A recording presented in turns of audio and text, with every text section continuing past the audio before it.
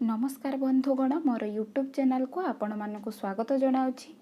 तो आज आम जो +3 फर्स्ट ईयर पिलामानंकर सेकेंड सेमिस्टर सिलेबस रे जो अच्छी आमर कथा साहित्य से कथा साहित्य को आम आलोचना करवा। यह जे केवल +3 पिलामानंक पई उपयोगी ताहा नुहे, यह निश्चित भाव में समस्त उपयोगी। कहीं कथा साहित्य कौन, कथा साहित्य कहले आम कौन बुझू, यह प्रत्येक ओडिया पिला जो पीजी होता बा +3 होता समस्त को जाना उचित। कहीं जदि कथा साहित्यर डेफिनेशन बा संज्ञा जदि आम ठीक भाव में जापर ना ताले यह बुझा केमिति एवं यह लेखा केमिति जे कौनटा कथा साहित्य, कौन सब साहित्य बा कौन सब रचना को आम कथा साहित्य कहवा ता जानिबा किपरि। तो चलतु लेट न करी स्टार्ट करवा आज पाठ पढ़ा।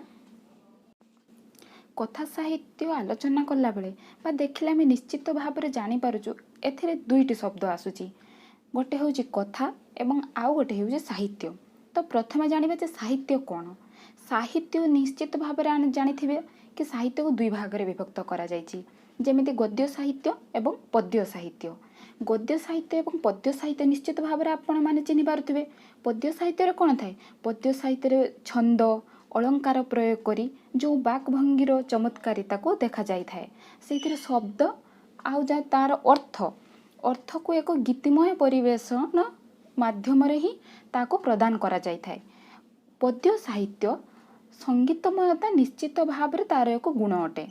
किंतु गद्य साहित्य कहले कौन बुझा ना, गद्य साहित्य होछि हमर कथा साहित्य।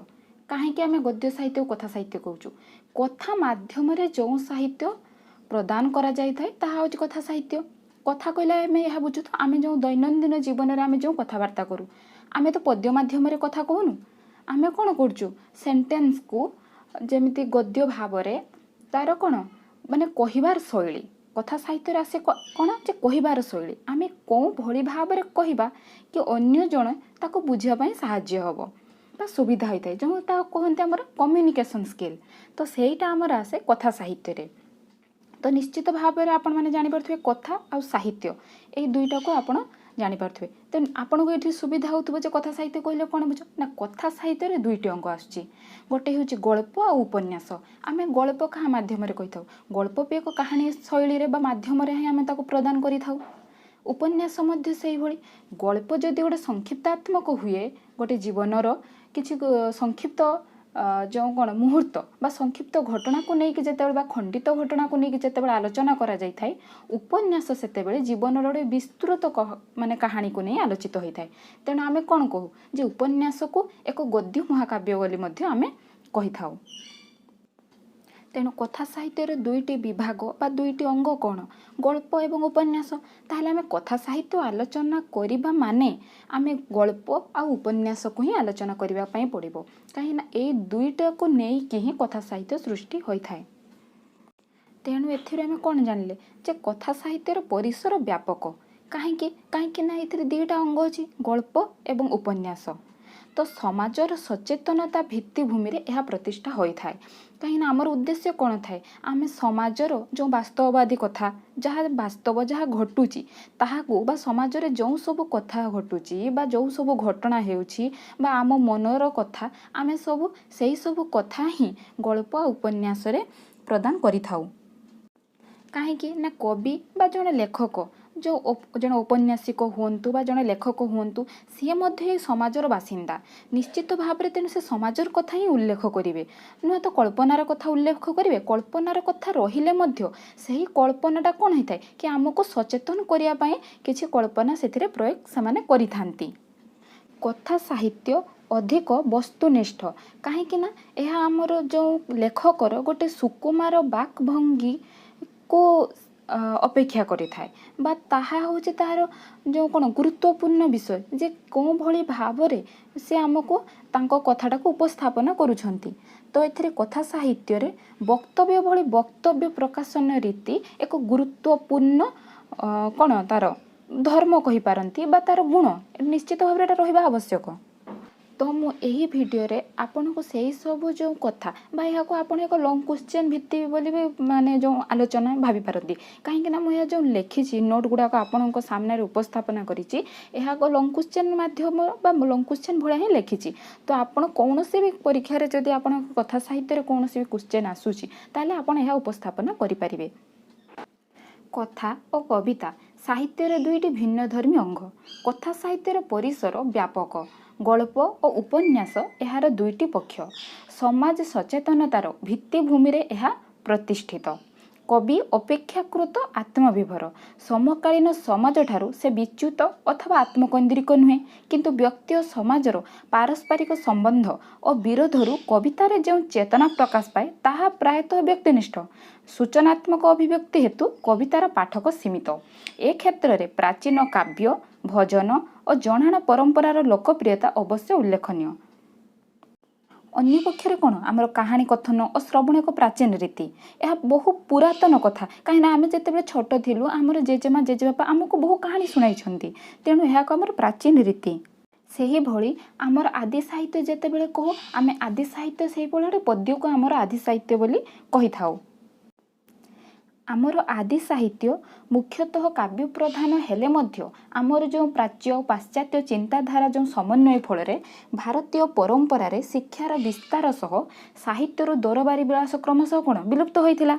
मुद्रा जंत्रर प्रतिष्ठा है, जनसचेतनता तो पाश्चात्य शिक्षा विस्तार आदि कारणरू 19 शताब्दीर शेष दशंधि ही कथा साहित्य विकास होइछि। यह आप निश्चित भाव में जानीपे कहीं आम जिते आप रीतिजोग देखूँ, आप सारला साहित्य देखूँ, पंचसखा साहित्य को देखूँ, से सब कौन से सब पद्य मध्यम काव्य काव्य कविता से हूँ मुख्य थिला।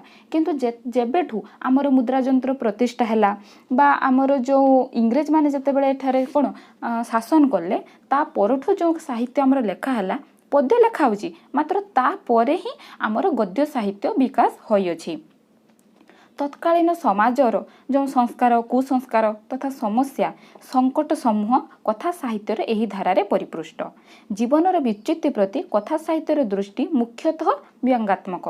सामाजिक साम्य और वैषम्य आदि वक्तव्य कथा साहित्य कविता अपेक्षा अधिक सफलतार सहित कौन प्रकाश पाए। कहीं आम कवितार जो भाई वक्तव्य प्रदान करिपारिबा नहीं, कथा माध्यम बा गद्य माध्यम आम बहु कौन सुविधारे ताकू आमे प्रदान करिपारू। कथा साहित्य अधिक वस्तुनिष्ठ। सुकुमार बाकभंगी अपेक्षा जीवन सत्यर सुष्ठ प्रकाश कथा साहित्यकर धर्म। समकालीन समाज और साहित्यिकर परिपार्श्व कथा साहित्य जीवंत रूप लाभ करे। कविता को प्रचार धर्मी करुथुबा वक्तव्यटीए गल्प और उपन्यास को वास्तव जीवन निष्ठार जय तिलक पिंधाई दिए। कथा साहित्य वक्तव्य भली वक्तव्य प्रकाशन रीति गुरुत्वपूर्ण। मुक्त छंदर कविताटीए जो छंदहीन गद्यर निष्प्राण प्रतिमा नुहे, गल्पहीन गल्प आम जो कौन आंटी स्टोरी बोली कहू अथवा कथाहीन उपन्यास आंटी नोवेल टी से भली कथा साहित्यिकर भावना राशिर यथेच्छा प्रकाशन नुहे। कथा साहित्य गल्पांश परिवेश और चरित्र समूह मध्य एक सठिक बुझामणा रही थाए। कथा साहित्य आधुनिकतम आंगिकतार मध्य यह सुरक्षित। फरासी साहित्यर आल्विन रबिंको ला जलसी रे नव उपन्यासर एक नूतन परीक्षा प्रयोग परिलक्षित हुए। सेमती काफकांकर कौन द ट्रियल बा कामिंकर द आउटसाइडर उपन्यासर मध्य एक कथाहीन कथारे परीक्षा निरीक्षा लक्षणीय। सेमानंक द्वारा जो परीक्षा निरीक्षा होइथिला सेथिरे सेमाने जो चरित्र गल्पांश और परिवेश चित्रण प्रारंभ प्रवाह शीर्षारोहण ग्रंथिमोचन और परिणतिर जो गतानुगतिक क्रम प्रभाव को स्वीकार करनथिले।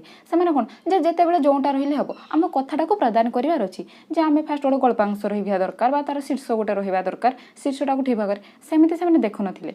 सेमाने देखुथिले आमर टॉपिक जेतेबेले आमे कोनोसे नामकरण करूछु ता विषय उपयोगी नामकरण होइथिबे एवं कथाटा को आमे सठिक भाबरे प्रदान करि परथु ताहा सेमाने देखुथिले। आधुनिकता परिप्रेक्षी में कथा कवितार आंगिकरे विशेष पार्थक्य रोना रोचे कि निश्चित भाव रोना कहीं उपन्यास और गल्प भीतर को पशि आसुची कवितार आह्वान। आम जिते गल्प बा उपन्यास पढ़ुँ ता भर आप देखिए छोट छोट छोट छोट गीत दे था गोटे गोटे कोटेसन आम जमी दे थाए। तेणु सी कहते हैं एमानकर दीटा मान जो कथा आ कवितार कौन से आंगिक परिवेशन बा आंगिक बा आत्मिक तार कौन पार्थक्य रहूना। चित्रकल्प और भाषार व्यंजन कथा साहित्य हेउछि काव्यिक। अन्य पक्षरे कवितार कथ्य रीतिर प्रयोग यहाँ कथन शैलीर निकटवर्ती कराउछि। कथा और कवितार सौहार्द्य बढ़ी तथापि उभय साहित्य भिन्नधर्मी शिविर में उपस्थापित होई दुईटी भिन्न धारारे जीवनर श्री और समृद्धि प्रकटन करुछन्ति। कथा साहित्यर भाव अपेक्षाकृत गंभीर, कवितार मध्य भाव गंभीर रही पारे, मात्र सुकुमारता ही काव्य सरस्वती आत्मा।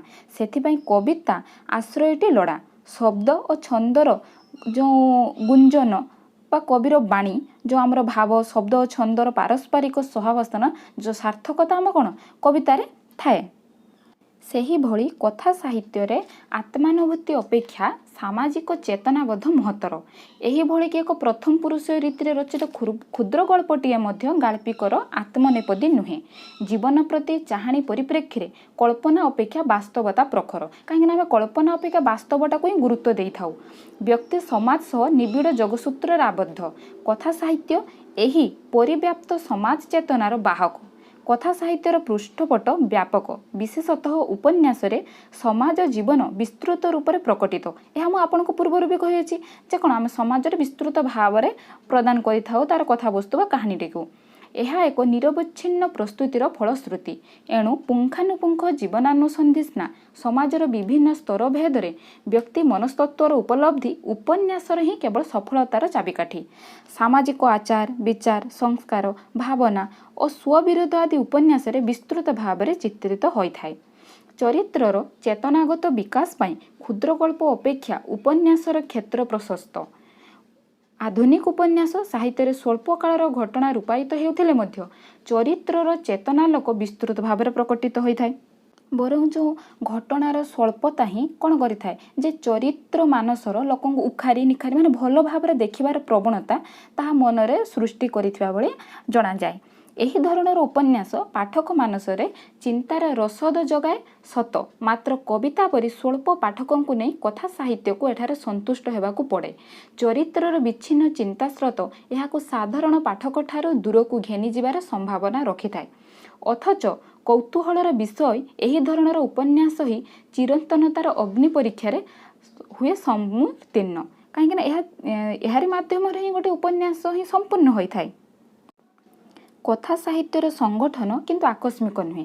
कलमटीए धरिले कथाटीए लेखि हो जाए नहीं, सेथिपाई आवश्यक हुए पूर्व प्रस्तुति। कथा साहित्यिक प्लेट गठन करे, चरित्र निर्वाचन करे, एहा परे जाई गल्प अथवा उपन्यासर हरिमे प्रस्तुत हुए।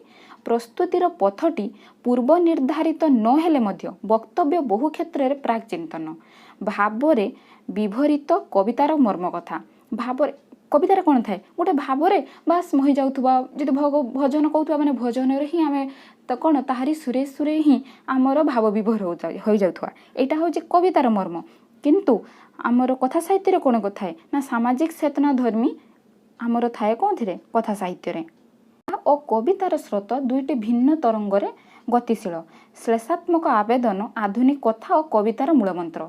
कवितार काव्य नायिका टिके कौन रे आत्मश्लेष सुगभीर, निजर जीवनधारा को से निजे व्यंग करे। तार प्रकाशभंगी निरल हास्य मुखर नुहे। हास्यर आपातत उपादान जगाउथबा कलार अंतराल प्रच्छन्न भावे अंतर्निहित होता है श्लेष। किंतु कथा साहित्य कौन थाए ना कथा साहित्य मध्य समाज और व्यक्ति सत्ता श्लेष शिकार होइथांती। ओ समापिकता कथा साहित्य एक वैशिष्ट्य। विशेषतः गल्प साहित्य एही असमापिका धर्मर सार्थक प्रयोग अनिवार्य। शेष होई मध्य जेपरि वक्तव्यटीए कौन शेष हुए ना। आम कौन जिते आप देखिए मांसर बेला गल्प पढ़ी कम्प्लीट है आम मन गोटे किंतु थाए जे यहाँ कौन है जे सी जो आम डरा मरला कि ना से बण को जाइए पुणी फेरलानी कौन पाई जे भाई आम मनर गोटे थाए से भाया कौन है जे शेष होई मध्य जेपरि वक्तव्यटीए शेष हुए ना कहानीर अवशिष्टांश उहे रही थाए। चिंतार खराक जगाइबा किंतु कथा साहित्यर मूल लक्ष्य नुहे। एही असमापिकता पाठक को चरित्रर असमाहित जीवन प्रति संवेदनशील कराए। उपन्यास कौनसी ना कौनसी सूत्ररु समाधानर इंगितटीए देवाई चेष्टा करिथाए, कारण सामाजिक जीवनर पूर्णांग चित्र चरित्रर जीवनवृत्त माध्यम एठार उद्घाटित होइथाए। उपन्यास जीवन एक बृहत्तर भाषण हेले गल्प एक खंडितांश और कविता एक बिंदु। गल्प उपन्यास परी प्रारंभ और परिणति मुख्य अंशटी मध्य कवितार महत्वपूर्ण। भावर स्वतःस्फूर्त उच्छ्वास को नियंत्रित करे शब्द।